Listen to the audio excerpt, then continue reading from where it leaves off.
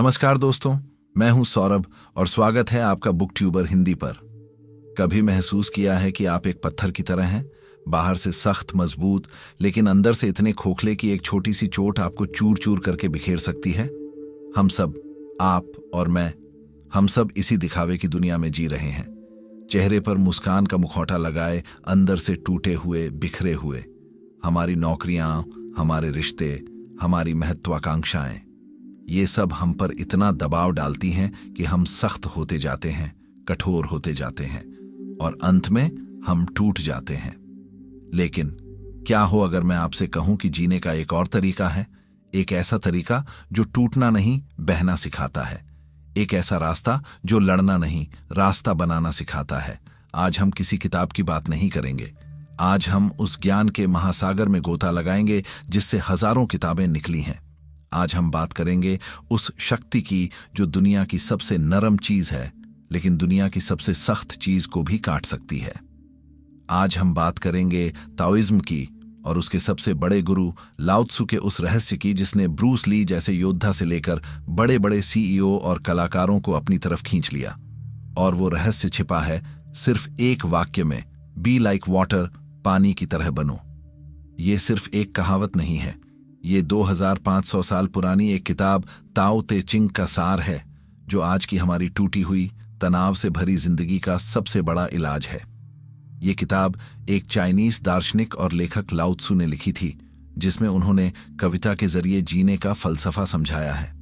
तो अपनी कठोरता को कुछ देर के लिए भूल जाइए और मेरे साथ इस यात्रा पर चलिए, ये समझने के लिए कि पानी होना क्या होता है। हम इंसानों को क्या चाहिए? ऊंचाई। हम सबसे ऊपर रहना चाहते हैं। करियर में, समाज में, रिश्तों में, हर जगह हम एक पहाड़ की चोटी बनना चाहते हैं ताकि पूरी दुनिया हमें देखे, हमारी तारीफ करे, हमारे लिए तालियां बजाए। हमारा अहंकार, हमारा ईगो हमें हमेशा सबसे ऊपर धकेलता रहता है और इसी होड़ में हम अकेले पड़ जाते हैं क्योंकि चोटी पर सिर्फ एक ही इंसान खड़ा हो सकता है।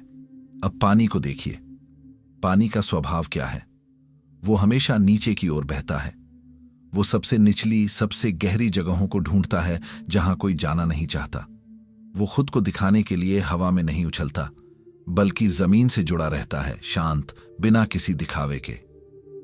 नदियां हजारों मील का सफर तय करके कहां जाती हैं? समुद्र में। क्यों? क्योंकि समुद्र उन सबसे नीचे रहता है।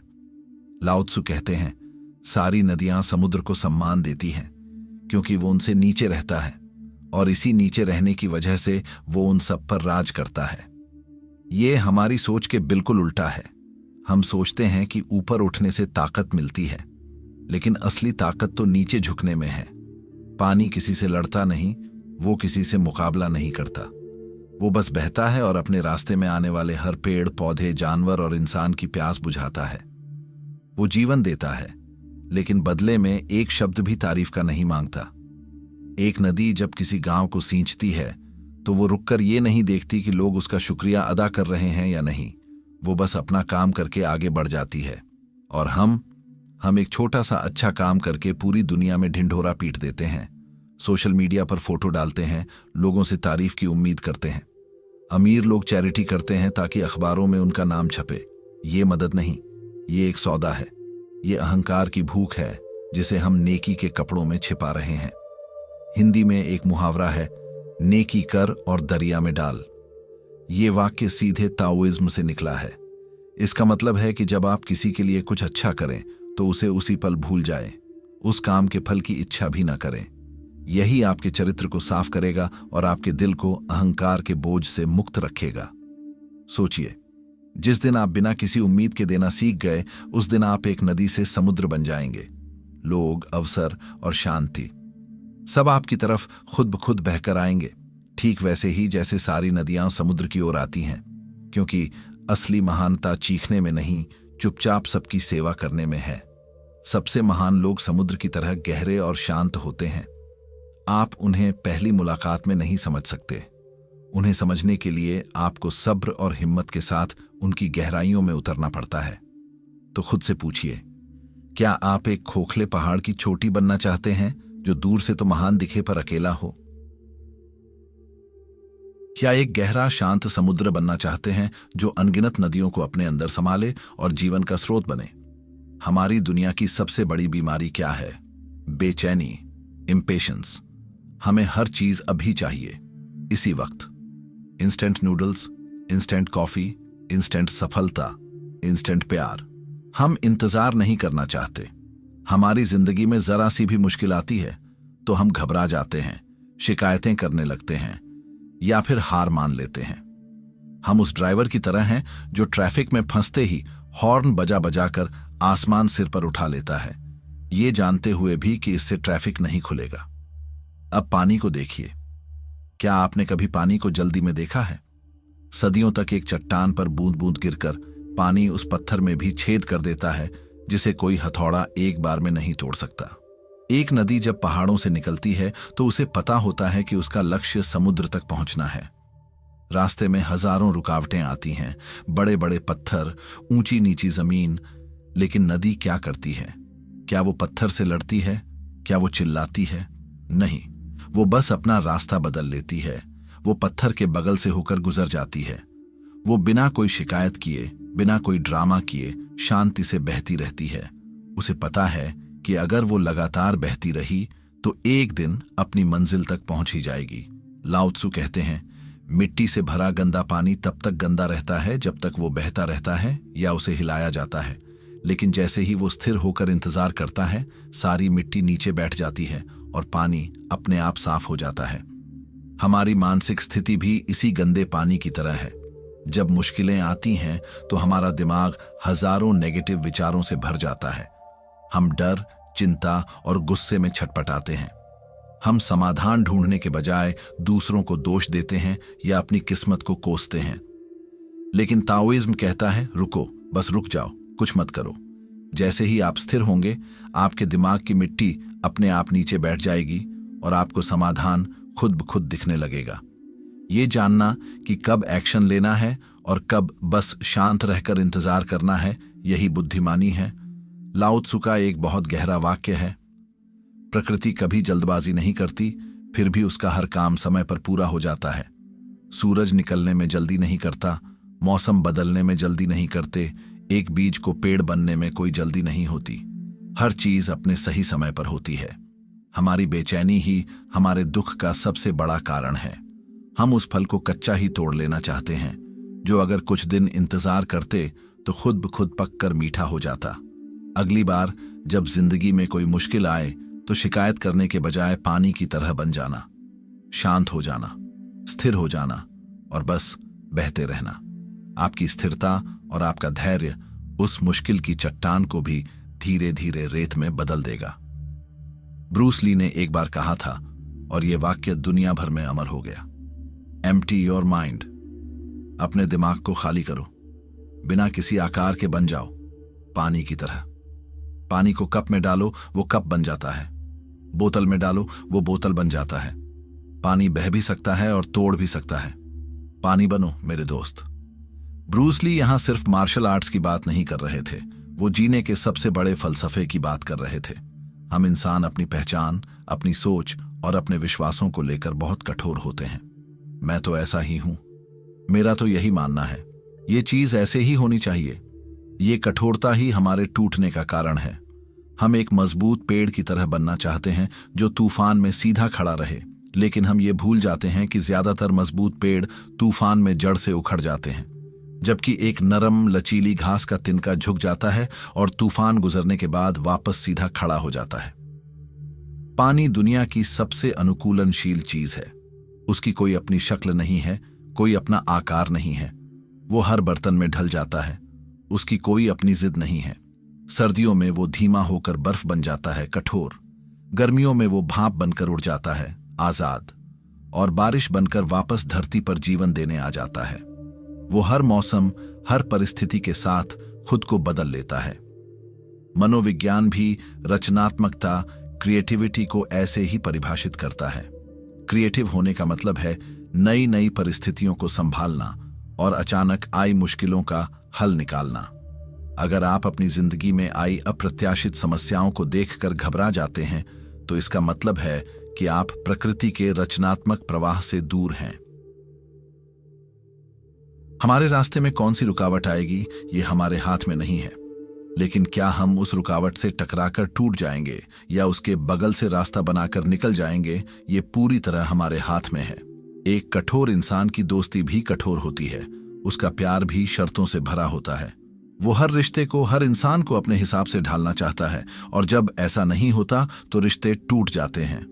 लेकिन पानी जैसा इंसान हर रिश्ते में ढल जाता है। वो समझता है कि हर इंसान अलग है, हर परिस्थिति अलग है। वो अपनी जिद छोड़कर सामने वाले के आकार को समझने की कोशिश करता है। यही कारण है कि ऐसे लोग हर दिल में अपनी जगह बना लेते हैं। तो अपनी जिंदगी को देखो, क्या आप एक पत्थर की तरह कठोर हैं अपनी सोच, अपनी आदतों और अपने रिश्तों में, या आप पानी की तरह लचीले हैं जो हर परिस्थिति में ढलना जानता है? याद रखना, जो चीज झुक नहीं सकती वो टूट जाती है। अब हम ताओइज्म के सबसे गहरे हिस्से में उतरते हैं। ताओइज्म मानता है कि ब्रह्मांड दो शक्तियों से चलता है, यिन और यांग। यांग है पुरुष ऊर्जा, ये सख्त है, आक्रामक है, तर्क पर आधारित है, दिन का उजाला है, पहाड़ की चोटी है। यिन है स्त्री ऊर्जा, ये नरम है, शांत है, रचनात्मक है, अंतर्ज्ञान पर आधारित है, रात का अंधेरा है, समुद्र की गहराई है। हमारी आज की दुनिया पूरी तरह से यांग ऊर्जा से ग्रस्त है। हमें बस आगे बढ़ना है, जीतना है, मुकाबला करना है, पैसा कमाना है, बड़ी बड़ी बिल्डिंगें बनानी है। हमारा समाज सिर्फ यांग को ही सेलिब्रेट करता है। हम भावनाओं को, रचनात्मकता को, शांति को, यानी यिन ऊर्जा को कमजोरी मानते हैं। और पानी यिन ऊर्जा का सबसे बड़ा प्रतीक है। वो नरम है लेकिन पत्थर को काट देता है। वो शांत है लेकिन सुनामी बनकर सब कुछ तबाह कर सकता है। वो रास्ता देता है लेकिन कोई उसे कैद नहीं कर सकता। लाओ त्सु कहते हैं कि हम इंसानों का जीवन असंतुलित हो गया है। हम सब एक पत्थर की तरह जीते हैं, बाहर से कठोर, अंदर से दबाव में। हम सब यांग ऊर्जा के पीछे भाग रहे हैं और अपनी यिन ऊर्जा को भूल चुके हैं। यही कारण है कि हम बाहर से जितने सफल दिखते हैं, अंदर से उतने ही ज्यादा दुखी और अकेले हैं। हमारे अंदर की यिन ऊर्जा, यानी हमारा अंतर्ज्ञान, हमारी रचनात्मकता, हमारी भावनाएं, वो हमें बार बार पुकारती हैं। वो हमें इस भौतिकवादी दुनिया से दूर अपनी आध्यात्मिक शांति की ओर बुलाती है, लेकिन हम उसकी आवाज को अनसुना कर देते हैं। एक संतुलित इंसान वो नहीं जो सिर्फ यांग हो या सिर्फ यिन। एक संतुलित इंसान वो है जिसमें दोनों का संगम हो। जितना आप बाहर की दुनिया में एक्टिव हैं, उतने ही आप अंदर से शांत भी होने चाहिए। जितना आप अपने दिमाग से सोचते हैं, उतना ही आपको अपने दिल और अपनी अंतरात्मा की आवाज पर भी भरोसा करना चाहिए। अगर यांग ऊंची ऊंची बिल्डिंग बनाना है तो यिन उस बिल्डिंग की गहरी नींव है। बिना नींव के हर बिल्डिंग गिर जाएगी। हम सब अपनी जिंदगी की ऊंची इमारतें बनाने में लगे हैं, लेकिन अपनी नींव, अपनी यिन ऊर्जा को पूरी तरह भूल चुके हैं। पानी की तरह बनना मतलब अपनी यिन ऊर्जा को अपनाना। इसका मतलब है कि कभी कभी बस रुककर बिना कुछ किए जीवन को महसूस करना। इसका मतलब है तर्क से ज्यादा कभी कभी अपने दिल की सुनना। इसका मतलब है जीतने की जिद छोड़कर बस बहने का आनंद लेना। जब आप अपनी यिन ऊर्जा को जगाएंगे, तभी आप अपनी असली गहराई को समझ पाएंगे। आप जान पाएंगे कि आप सिर्फ एक शरीर नहीं हैं, बल्कि आपके अंदर कुछ नया बनाने की, कुछ नया रचने की एक असीम शक्ति मौजूद है। हमारी जिंदगी एक विशाल, तेज बहती हुई नदी की तरह है। इस नदी में सुख की लहरें भी हैं और दुख के भंवर भी। हम में से ज्यादा लोग इस नदी में एक छोटी सी नाव बनकर जीने की कोशिश कर रहे हैं। हम लगातार चप्पू चला रहे हैं, नदी की लहरों से लड़ रहे हैं, अपनी मर्जी की दिशा में जाने की कोशिश कर रहे हैं, और इस लड़ाई में हम थक जाते हैं। हमारी नाव टूट जाती है और हम डूब जाते हैं। लाओ त्सु और ताओइज्म का संदेश बहुत सरल है। वो कहते हैं, इस नदी से लड़ना बंद करो। तुम एक छोटी सी नाव नहीं हो, तुम ये पूरी की पूरी नदी हो। जिस दिन आप खुद को एक नाव समझना छोड़कर पूरी नदी के साथ एकात्म हो जाते हैं, उसी दिन आपका संघर्ष खत्म हो जाता है। आप लहरों से लड़ते नहीं, आप खुद लहर बन जाते हैं। आप मुश्किलों से टकराते नहीं, आप उनके बगल से बह जाते हैं। आप अपनी मंजिल की चिंता नहीं करते, क्योंकि आपको पता है कि हर नदी की तरह आप भी एक दिन अपने महासागर तक पहुंच ही जाएंगे। पानी की तरह बनना कोई कमजोरी नहीं है, ये परम शक्ति का प्रतीक है। पानी की तरह विनम्र बनो और तुम वो सम्मान पाओगे जो अहंकार कभी नहीं दिला सकता। पानी की तरह धैर्यवान बनो और तुम वो लक्ष्य हासिल कर लोगे जो जल्दबाजी में कभी पूरे नहीं होते। पानी की तरह अनुकूलनशील बनो और तुम हर मुश्किल से बचकर निकल जाओगे जो कठोर लोगों को तोड़ देती है। तो आज, अभी, इसी पल खुद से एक सवाल पूछिए, क्या आप अपनी बाकी की जिंदगी एक कठोर भंगुर पत्थर की तरह जीना चाहते हैं जो टूटने का इंतजार कर रहा है, या आप बहते हुए पानी की तरह बनना चाहते हैं जो हर बाधा को पार करके शांति से अपने महासागर तक पहुंचने का रास्ता खुद बना लेता है? चुनाव आपका है। बहुत बहुत धन्यवाद।